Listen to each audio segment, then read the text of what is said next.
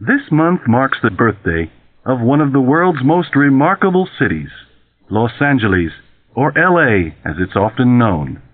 According to the official version of events, the LA story began in 1781, at a time when California was still part of the Spanish Empire. On September 4th of that year, a group of pobladores, or settlers, set out from the nearby San Gabriel Mission to found El Pueblo de Nuestra Señora Reina de los Ángeles, sobre el río Porciúncula, which means the town of Our Lady Queen of the Angels on the Porciúncula River. The pueblo changed nationality in 1821, when Mexico became independent, and again in 1847, when California became part of the United States. From these humble origins, Los Angeles has become, along with its East Coast rival New York, one of the world's greatest cities. In the 20th century, a Los Angeles suburb, Hollywood, gave us the film industry, while LA itself became the place where trends, everything from plastic surgery to skateboarding, began. In order to find out more about LA's contribution to modern culture, we spoke to Beth Deichman, a journalist who moved there from New York. She is one of the editors of the NFT, or Not for Tourists Guide to Los Angeles. We began by asking her whether the world's impression of... I think to a large degree people are influenced by what they see in the media, and because Hollywood is based here, that tends to be the main image that people have. I mean, I think that a lot of people back east think that people who live in LA are vegetarian yoga fanatics who are complete space cadets. And the more you live here, the more you realize that, no, that's a very small segment of LA. Definitely, there are those people who exist, but it's just an eclectic melting pot at this point. And what you really see when you first get to LA is how many people are from other places. I think I'd lived here for 4 or 5 years before I realized that I had a lot of friends who were actually native Angelinos, which when you first move here, you tend to gravitate toward other people who are new to the city. And LA is one of those places that draws people from elsewhere. Does Los Angeles continue to set trends? I think that it does continue to set trends with respect to things like fashion or pop culture references. I mean, a sitcom will have a line that suddenly becomes a catchphrase that's part of the American vernacular. Or Paris Hilton will be photographed wearing a certain kind of dress, and it turns up in InStyle magazine, and suddenly people all over the country are dressing like that. So it definitely continues to set trends on that level. I don't know that we've had a sweeping seminal change lately in how the rest of the world lives. LA was the home of the skateboard culture and surfing, and we haven't really created a new sport anytime in the last couple decades. But definitely, it still continues to have a huge influence on the rest of the nation. What she personally liked about LA. I love big ideas about the city. I love that it's a car culture. I like the fact that I can have almost the entire contents of my house in my car, and they're there wherever I go. I love the weather. LA gets slammed for the perfect sunny weather, 72 degrees year-round, but I actually like that. And there is a change of seasons. It's just really subtle. You don't get the changing of the leaves. You don't get a real crispness of the air, but you can't beat the weather. I got married in November, and I was able to plan an outdoor wedding because I knew it wasn't going to rain, and you don't have that luxury elsewhere. And people just seem more relaxed out here. It's probably the fact that the weather is nice and it is a pleasant place to live, and we don't have to climb up and down subway steps and stand elbow to elbow with people on our way to and from work, and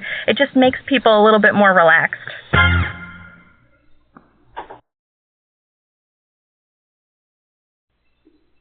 What I'm going to do now is to go through this document, this article.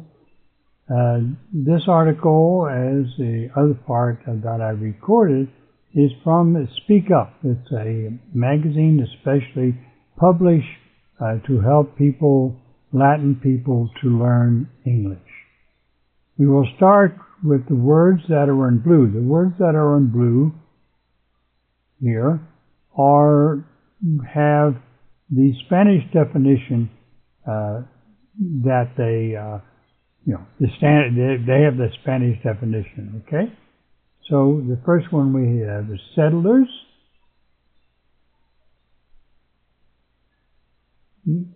Next one is humble.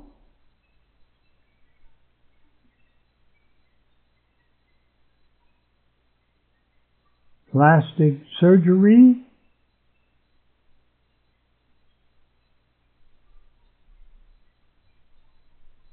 Space cadets,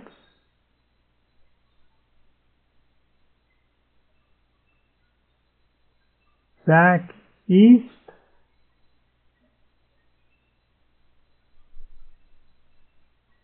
draws or to draw,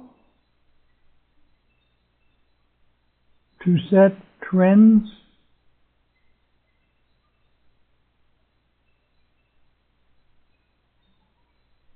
a sitcom will have a line. Actually, a sitcom is a form of a comedy story.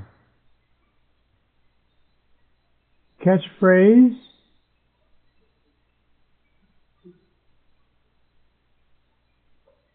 turns up,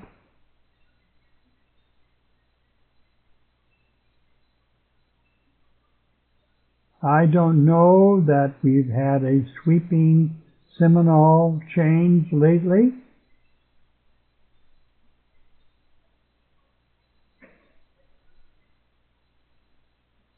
The entire contents,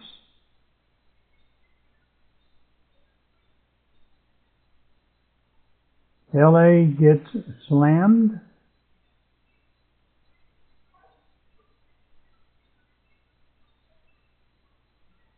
"72 degrees."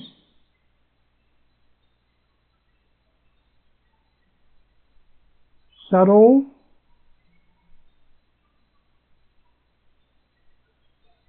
Leaves.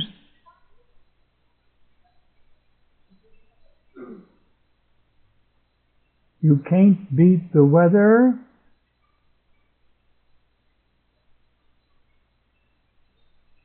We don't have to climb up and down subway steps. Stand elbow to elbow. That completes the words that have been translated to Spanish with their idioms and various other phrases.